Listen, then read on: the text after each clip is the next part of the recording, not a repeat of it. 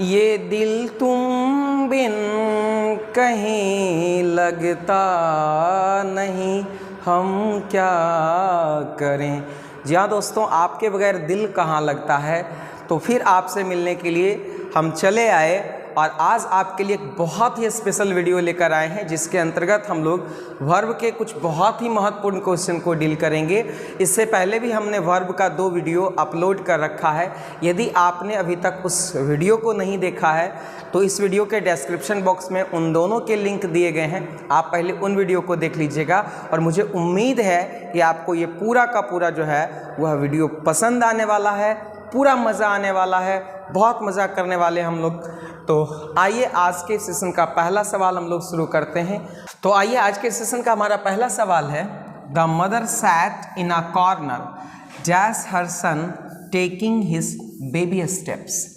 क्या होता है कि जब बच्चा पहली बार छोटे छोटे कदमों से चलता है तो माँ को देख करके बहुत आनंद आता है और माँ कोने में बैठ करके उसको निहार रही होती हैं कि किस प्रकार उसका लाडला, किस प्रकार उसका बेटा जो है वो छोटे छोटे कदमों से चल रहा है।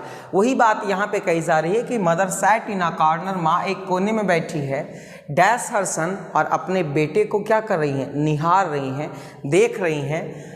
टेकिंग हिज बेबी स्टेप्स, जो कि क्या करा, अपने छोटे छोटे कदमों से जो है, बेबी स्टेप्स मतलब छोटे छोटे कदमों से वह दुलक दुलक कर चल रहा है। तो यहाँ पर देखिए क्या है, यहाँ पे जो राइट आंसर हो जाएगा वो क्या होगा, वॉचिंग, क्योंकि यहाँ पे प्रेजेंट पार्टिसिपल फॉर्म का उपयोग करेंगे, क्योंकि वो कोने में बैठकर देख रही हैं कंटिन्यूअस। तो इस प्रकार से यहाँ पे राइट आंसर हो जाएगा ऑप्शन नंबर बी। अगले प्रश्न की तरफ चलते हैं। क्वेश्चन है, राइस एंड करी डैश माई फेवरेट फूड। यहाँ पे देखिए क्या है, कनेक्टर एंड है और 2 अलग अलग सब्जेक्ट हैं, लेकिन दोनों सब्जेक्ट एंड से तो जुड़े हैं, लेकिन एक ही विचार को प्रकट कर रहे हैं, एक ही विचार को प्रकट कर रहे हैं, एक ही आइडिया को जो है वह एक्सप्रेस कर रहे हैं। और एक के बिना दूसरा अधूरा। ना आप राइस खा सकते हो अकेले, ना करी खा सकते हो, जब भी खाएंगे तो दोनों साथ में खाएंगे। तो जब एंड से 2 सब्जेक्ट जुड़ा हो और एक के बिना दूसरा अधूरा हो तो उस परिस्थिति में उसे हम लोग सिंगुलर समझते हैं। ये पूरा का पूरा सब्जेक्ट क्या हो जाएगा बाबू, सिंगुलर हो जाएगा, और इसके साथ वर्ब क्या लगेगा, सिंगुलर लगेगा। तो यहाँ पे राइट आंसर हमारा क्या हो जाएगा, ऑप्शन नंबर बी इज। चलते हम लोग अगले प्रश्न की ओर। क्वेश्चन है, he has broken his leg show he play football. देखिए ये आपका प्रेजेंट परफेक्ट टेंस है। आप लोग भी फटाफट आंसर कमेंट करके बताते रहिए क्या है, हम आपको वक्त दे रहे हैं। He has broken his leg show he dash play football, उसने अपना पैर तोड़ लिया है, सो इसलिए ही डैश प्ले फुटबॉल, उसे फुटबॉल नहीं खेलना चाहिए या वह फुटबॉल नहीं खेल सकता। हम लोग क्या बोलेंगे, वह अपना पैर तोड़ लिया है इसलिए वह फुटबॉल नहीं खेल सकता। अब उसके पास इतनी क्षमता भी नहीं है कि वह फुटबॉल खेल सकता। तो इस प्रकार से यहाँ पे जो है वह राइट आंसर हमारा क्या हो जाएगा, कैन नॉट होगा। चूंकि पैर टूटा हुआ है इसलिए खेल नहीं सकता, उसके पास पावर नहीं, एबिलिटी नहीं है एट प्रेजेंट, तो यहाँ पे कैन नॉट का प्रयोग करेंगे। चलते हम लोग अगले प्रश्न की ओर। कहता है प्रश्न, her dress was too long so he had dash it. उसकी ड्रेस काफ़ी लंबी है भाई, इसलिए उसको छोटा कराना पड़ेगा। अब यहाँ पर देखिए क्या है कि उसकी ड्रेस जो है वह काफ़ी लंबी थी, सो इसलिए सी हैड डैश इट, उसे छोटा कराना पड़ेगा। अब देखिए यहाँ पे क्या है कि हम लोग छोटा कराना या कम कराने को अंग्रेजी में शॉर्टेन बोलते हैं, लेकिन यहाँ पर जब हैड का प्रयोग किया गया है तो हमको पता है गुरु कि हैड के बाद वर्ब का तीसरा रूप का प्रयोग करते हैं। तो शॉर्टेन का जो हमारा तीसरा फॉर्म होता है वो क्या होता है, शॉर्टेन्ड होता है। तो इस प्रकार से जो हमारा राइट आंसर हो जाएगा वो ऑप्शन नंबर डी होगा। अगले प्रश्न की तरफ चलते हैं। क्वेश्चन है, Rita dash to the radio now. यहाँ पे देखिए टाइम ऑफ एडवर्ब आपका क्या है, ये टाइम ऑफ एडवर्ब आपका नाउ है। अब जब टाइम ऑफ एडवर्ब आपका नाउ है तो ये कंटिन्यूटी को शो कर रहा है। किसको शो कर रहा है बाबू, कंटिन्यूटी को। तो निश्चित रूप से ये जो पूरा का पूरा सेंटेंस होगा वो प्रेजेंट कंटिन्यूअस में होगा। किस में होगा बाबू, प्रेजेंट कंटिन्यूअस में होगा। तो यहाँ पे जो राइट आंसर हो जाएगा, चूंकि Rita third person singular number है इसलिए इसके साथ सिंगुलर वर्ब लगेगा। तो यहाँ पर हम लोग देखते हैं क्या है, राइट आंसर जो हमारा हो जाएगा वो option number B is listening. Rita is listening to the radio का मतलब होता है रीता जो है वह रेडियो सुन रही है। अगले प्रश्न की तरफ चलें। Yesterday I dash to buy a bread. यहाँ पे देखिए क्या है, टाइम ऑफ एडवर्ब क्या है, टाइम ऑफ एडवर्ब जो है वह स्टरडे है, और एस्टरडे जो है वह सिंपल पास्ट का घोतक है। जिस भी सेंटेंस में अगर टाइम ऑफ एडवर्ब के रूप में एस्टरडे हो तो निश्चित रूप से वो सिंपल पास्ट होगा, और इसका जो स्ट्रक्चर होता है वो सब्जेक्ट प्लस वर्ब का दूसरा रूप प्लस क्या होता है, ऑब्जेक्ट होता है। तो यहाँ पर देखते हैं हमारा राइट आंसर कौन हो जाएगा, आई के साथ हमारा V2 लगना है, और यहाँ पे देखते हैं तो हमारा पहला विकल्प बिल्कुल सही है, क्योंकि गो का जो हमारा सेकेंड फॉर्म होता है वो क्या होता है बाबू, वेंट होता है, और तीसरा फॉर्म क्या होता है, गोन होता है। चलते हम लोग अगले प्रश्न की ओर। प्रश्न है ही dash for 4 hours every day. यहाँ पे देखिए टाइम ऑफ एडवर्ब जो है वह एवरी डे है, और यहाँ पे हम लोगों को एक चीज़ ध्यान देना है कि जिस भी सेंटेंस में टाइम ऑफ एडवर्ब के रूप में एवरी डे रहेगा वो आपका श्योर शॉर्ट सिंपल प्रेजेंट में होगा। किस में होगा बाबू, सिंपल प्रेजेंट टेंस में होगा। अब यहाँ पर देखिए क्या है, ही थर्ड पर्सन सिंगुलर नंबर है, थर्ड पर्सन और नंबर क्या है, सिंगुलर है, तो यहाँ पे वर्ब क्या लगेगा, सिंगुलर लगेगा। तो अब यहाँ पे हम लोगों को देखना है कि सेंटेंस हमारा सिंपल प्रेजेंट टेंस में है, सब्जेक्ट जो है वह थर्ड पर्सन सिंगुलर नंबर में है, तो वर्ब सिंगुलर लगेगा। तो यहाँ पे राइट आंसर हो जाएगा प्रैक्टिसेस। क्या हो जाएगा बाबू, प्रैक्टिसेस, यानी ऑप्शन नंबर बी बिल्कुल सही जवाब है। अगले प्रश्न की तरफ चलते हैं। क्वेश्चन है let me dash the classroom please. यहाँ पे देखिए क्या है, लेट के बाद जो है वह ऑब्जेक्टिव केस आता है, ये हमें पता है, और उसके बाद हम लोग जो है वह भाव के पहले रूप का प्रयोग कर सकते हैं, ये और करते हैं, ये एक रूल है।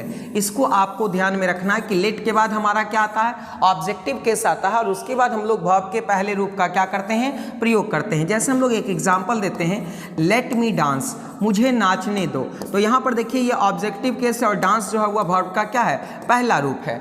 ठीक है, अब यहाँ पर देखिए कि let me dash the classroom please. अब देखिए यहाँ पे ये लीव वर्ब के अलग अलग फॉर्म दिए हुए हैं, तो यहाँ पे जो हमारा राइट आंसर हो जाएगा वो हो जाएगा लीव। ऑप्शन नंबर सी बिल्कुल सही जवाब है। अगले प्रश्न को लेते हैं, you dash get a new dress tomorrow. यहाँ पर देखिए बाबू क्या है, टाइम ऑफ एडवर्ब जो है वह टाइम ऑफ एडवर्ब ये बता रहा है कि हमारा सेंटेंस जो है वह सिंपल फ्यूचर में होगा।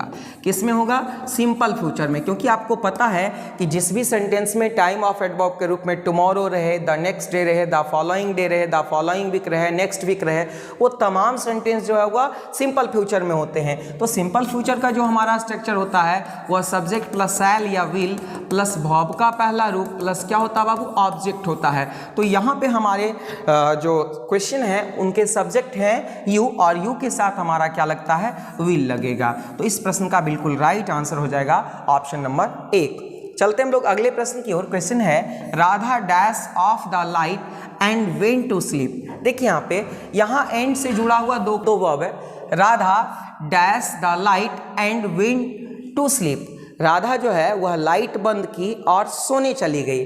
तो यहाँ पर देखिए वेंट टू स्लीप मतलब सोने गई। कैसे गई भाई, लाइट को ऑफ करके गई।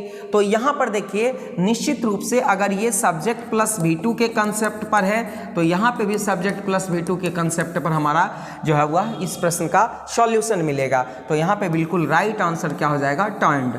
यहाँ पे Radha turned of the light का मतलब होगा राधा ने बत्ती बुझा दी, एंड और वेंट टू स्लीप मतलब सोने गई। तो दोनों के दोनों जो क्लाउज हैं, दोनों के दोनों जो वर्क हैं वो सिंपल पास्ट में होंगे। चलते हम लोग अगले प्रश्न की ओर। हमारा प्रश्न है डैश योर वर्क केयरफुली।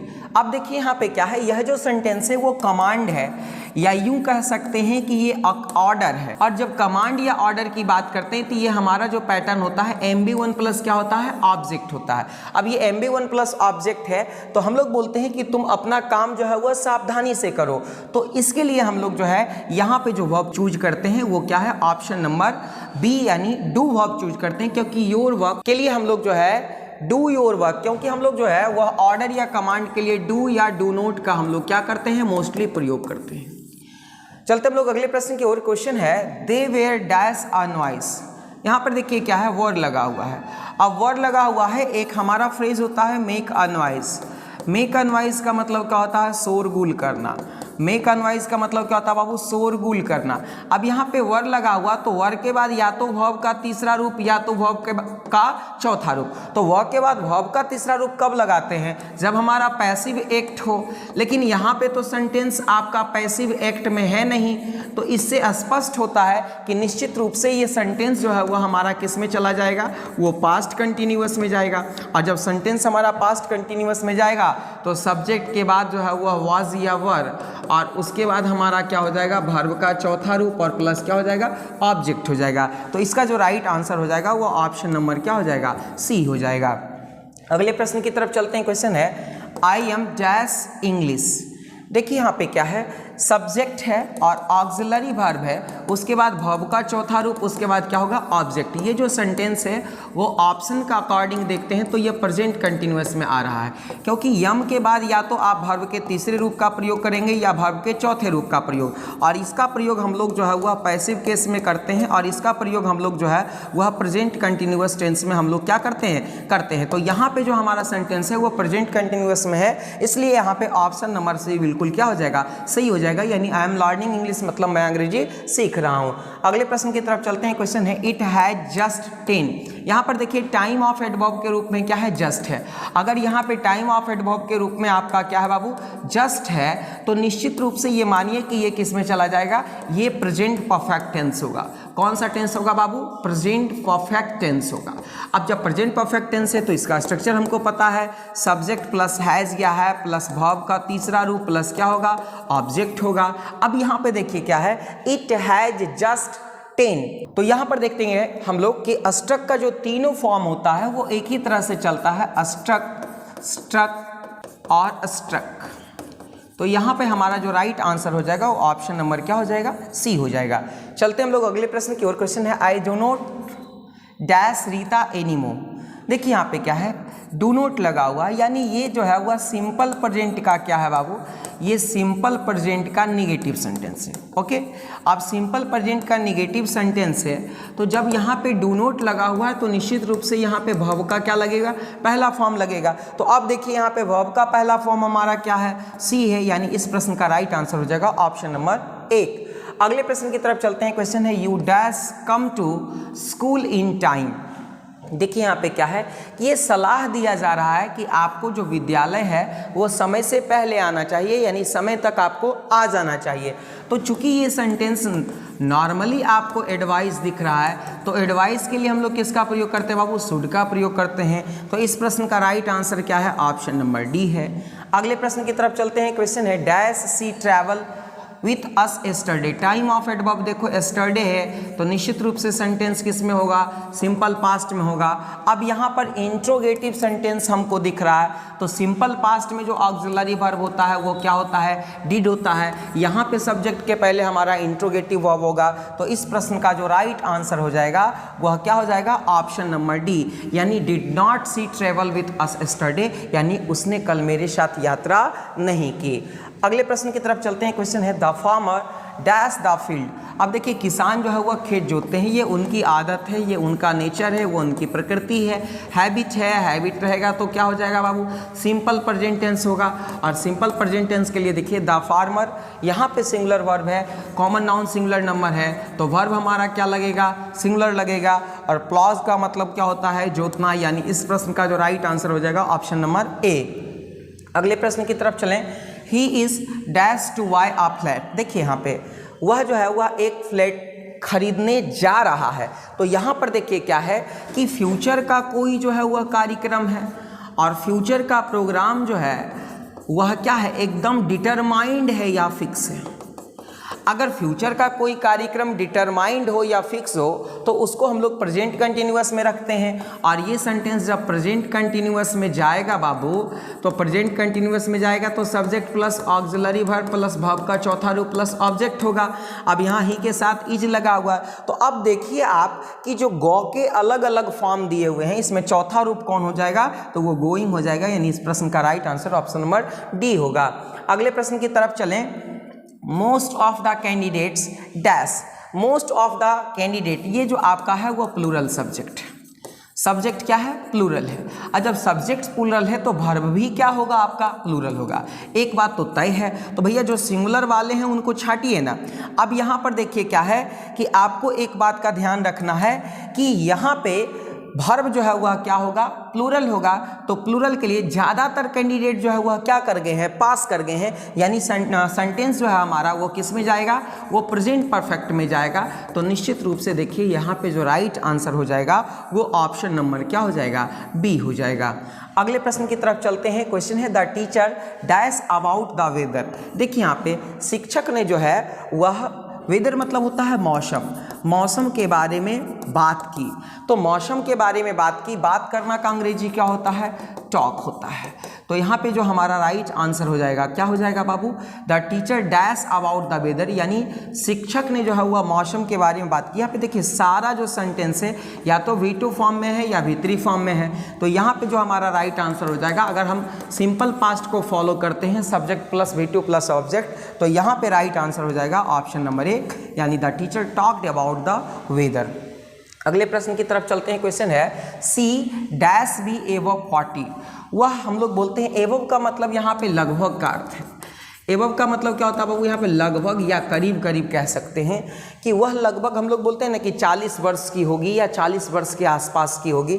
तो यहाँ पे देखिए क्या है कि हम लोग एक जो है वह अनुमान लगा रहे हैं, और अनुमान लगा रहे हैं उस परिस्थिति में हम लोग यहाँ पे किसका प्रयोग करेंगे, वो विल का प्रयोग करेंगे। यानी ऑप्शन नंबर 1 बिल्कुल सही है। सी विल बी एवव 40 का मतलब होता है कि वह 40 वर्ष के आसपास की होगी। अगले प्रश्न की तरफ चलते हैं। क्वेश्चन है we dash that you would succeed. यहाँ पर ध्यान देंगे हम लोग कि ये आपका पास्ट फॉर्म में है, ये आपका क्या है बाबू, पास्ट फॉर्म में है। तो निश्चित रूप से ये भी आपका किस में हो जाएगा, पास्ट फॉर्म में होगा। अब जो प्रेजेंट फॉर्म का वर्ब है उसको आप क्या करें, काट के अलग कर दें, और इस प्रकार से हमारा जो राइट आंसर हो जाएगा क्या हो जाएगा, होप्ड हो जाएगा। क्योंकि अगर सबऑर्डिनेट क्लाउज हमारा यहाँ पे देखेंगे, अगर हमारा प्रिंसिपल क्लाउज जो है वह पास्ट में है तो सबऑर्डिनेट क्लाउज एससी भी हमारा क्या हो जाएगा, पास्ट में होगा। तो अगर ये आपका पास्ट में तो यह भी पास्ट में, पास्ट मतलब सिंपल पास्ट से नॉर्मली हो रहा है यहाँ पे। तो सब्जेक्ट प्लस वर्ब का दूसरा रूप, होप का दूसरा रूप क्या हो जाएगा, होप्ड हो जाएगा। अगले प्रश्न को लेते हैं। क्वेश्चन है Aarti made me dash my shoes before I went into her house. देखिए यहाँ पे एक कॉजेटिव वर्ब होता है। कॉजेटिव वर्ब का मतलब क्या होता है, एक एग्जाम्पल के माध्यम से समझिए। मैंने तुम्हें हंसाया, मैंने तुम्हें हंसाया। अब देखिए यहाँ पे क्या है, इस सेंटेंस को बनाते हैं आई मेड यू लाफ। अब इसका जो स्ट्रक्चर होता है बाबू, वो होता है subject plus made plus objective case plus verb का क्या होता है, पहला रूप होता है। अब यहाँ पे आप देखिए क्या है कि आरती मेड मी, यानी यहाँ पे जो भी होगा वो वर्ब का क्या होगा, पहला फॉर्म होगा। तो अब देखिए वर्ब का पहला फॉर्म होगा, तो यहाँ पे जो राइट आंसर हो जाएगा वो क्या हो जाएगा, ऑप्शन नंबर 1, यानी Aarti made me take off my shoes. Aarti ने मुझे हमारा जूता उतरवाया before I went into her house, इसके पहले हम उसके घर में प्रवेश करते। यानी ऑप्शन ए बिल्कुल सही जवाब है। अगले प्रश्न को लेते हैं। क्वेश्चन है drivers dash drive over the speed limit. यानी ड्राइवर को drive over the speed limit, यानी एक चीज़ बताइए हमको, ड्राइवर को स्पीड लिमिट के ऊपर ड्राइव करना चाहिए कि नहीं करना चाहिए। ऑब्वियस सी बात है, एकदम नहीं करना चाहिए, एकदम कंपलसरी है। क्या है, कंपल्सन है भाई, कि एकदम नहीं करना चाहिए स्पीड लिमिट से ऊपर, क्योंकि अगर आप ऐसा करते हैं तो दुर्घटना होने की संभावना बनी रहती है। तो कंपल्सन भी है और मनाही भी है। तो मनाही है तो नोट, और कंपल्सन है तो मस्ट। तो यानी मस्ट प्लस नोट इस प्रश्न का राइट आंसर हो जाएगा, मस्ट नोट, ऑप्शन डी। अगले प्रश्न की तरफ चलते हैं। क्वेश्चन है the great scholar and poet. आप यहाँ ध्यान से देखेंगे, एक वर्ड है स्कॉलर। स्कॉलर का मतलब होता है विद्वान, और पोएट का मतलब क्या होता है बाबू, कवि। पोएट का मतलब क्या होता है, और ये दोनों सब्जेक्ट किससे जुड़े हुए हैं, तो ये दोनों के दोनों सब्जेक्ट जो है वह किससे जुड़े हुए हैं, एंड से जुड़े हुए हैं। और दोनों में से सिर्फ पहले वाला के पहले आर्टिकल लगा हुआ है। तो दोनों में से सिर्फ पहले वाला के पहले आर्टिकल लगा हुआ है, तो उस परिस्थिति में हम इसे सिंगुलर समझेंगे। यदि दोनों के पहले आर्टिकल लगा रहता तो उसे हम क्या समझते, प्लूरल समझते। तो यानी एक चीज स्पष्ट है कि यहाँ जब भी होगा तो कोई सिंगुलर वर्ब होगा। अब देखिए जो आपको प्लूरल दिख रहा है उसको काट लिए। अब यहाँ पर देखिए क्या है कि अब हैज हैज़ और इज दोनों सिंगुलर है, तो इस दोनों में कौन होगा? तो देखिए यहाँ पे वर्ब का तीसरा रूप है, तो वर्ब का तीसरा रूप जब भी होगा इसके पहले हैज़ और हैव होगा तभी। तो इस प्रश्न का राइट आंसर हो जाएगा ऑप्शन नंबर सी। दिल ने ये कहा है दिल से, मोहब्बत हो गई है तुमसे। किससे भाई? पढ़ाई से, वीडियो से। आइए अगले प्रश्न की तरफ चलते हैं। ही dash video games at present. अब यहाँ पे टाइम ऑफ एडवर्ब क्या लगा हुआ? एट प्रेजेंट, और एट प्रेजेंट है तो ये क्या हो जाएगा बाबू? प्रेजेंट कंटिन्यूअस हो जाएगा, और प्रेजेंट कंटिन्यूअस हो जाएगा तो यहाँ पे ही थर्ड पर्सन सिंगुलर नंबर है, वर्ब क्या हो जाएगा? सिंगुलर हो जाएगा। तो इस प्रश्न का जो राइट आंसर हो जाएगा वो ऑप्शन नंबर ए, क्योंकि प्रेजेंट कंटिन्यूअस का structure subject plus auxiliary verb में इज, एम, आर और प्लस भाव का चौथा रूप होता है, प्लस क्या होता है बाबू? ऑब्जेक्ट होता है। यानी प्रश्न का राइट आंसर हो जाएगा ऑप्शन नंबर ए। अगले प्रश्न की तरफ चलते हैं। क्वेश्चन है he promised that he dash hard. देखिए यहाँ पे क्या है, ये आपका सिंपल पास्ट है, ये तो पक्का पक्की आपको पता है। अब यहाँ पे जब ये पास्ट है तो यहाँ पे अगला सेंटेंस भी हमारा जो है वह क्या हो जाएगा? वो पास्ट फॉर्म में होगा। ही प्रॉमिस्ड, उसने वादा किया, दैट की वह कठिन परिश्रम करेगा। ये जो है ना बाबू आपका कंडीशनल सेंटेंस है। अब ये आपका सबऑर्डिनेट क्लाउज अगर सिंपल पास्ट में है तो यह भी आपका जो है वह पास्ट में जाएगा। वैसे अगर ये सिंपल प्रेजेंट टेंस में होता तो ये सिंपल फ्यूचर में जाता, और सिंपल पास्ट में है तो ये फ्यूचर में जाकर के भी किसका हो जाएगा? पास्ट का हो जाएगा। तो यहाँ पे जो है वह विल के जगह क्या हो जाएगा हमारा राइट आंसर? वुड। अगर यहाँ पे ही प्रॉमिसेज रहता तो यहाँ पे ही विल लिखते हम लोग वर्क हार्ड, लेकिन यहाँ पे चूंकि प्रॉमिस्ड हो गया, पास्ट हो गया, तो विल का पास्ट फॉर्म क्या हो जाएगा? वुड हो जाएगा। यानी इस प्रश्न का जो राइट आंसर हो जाएगा वो ऑप्शन नंबर क्या हो जाएगा? सी हो जाएगा। अगले प्रश्न की तरफ चलते हैं। क्वेश्चन है it dash during the rainy season. देखिए नॉर्मली ये बातें बताई जा रही है कि भाई वर्षा के दिनों में जो है वह क्या होती है? वर्षा होती है। तो ये तो सिंपल सी बात है, ये तो हैबिट है, ये तो नेचर है। तो जब हैबिट हो, नेचर हो, तो क्या है? सिंपल प्रेजेंट टेंस का हम लोग प्रयोग करेंगे, और जब सिंपल प्रेजेंट टेंस का प्रयोग करेंगे तो सब्जेक्ट को देखना होगा ना भाई। ये आपका क्या है? थर्ड पर्सन सिंगुलर नंबर है, तो वह भी क्या लगेगा? सिंगुलर लगेगा। तो रेन और रेन्स में हमारा सिंगुलर कौन है? रेन्स। तो यहाँ पे इसका अर्थ क्या हो जाएगा? It rains during the rainy season, मतलब बरसात के दिनों में क्या होती है? बारिश होती है। ये तो कॉमन बात है, ये तो हर कोई जानता है। अगले प्रश्न की तरफ चलें।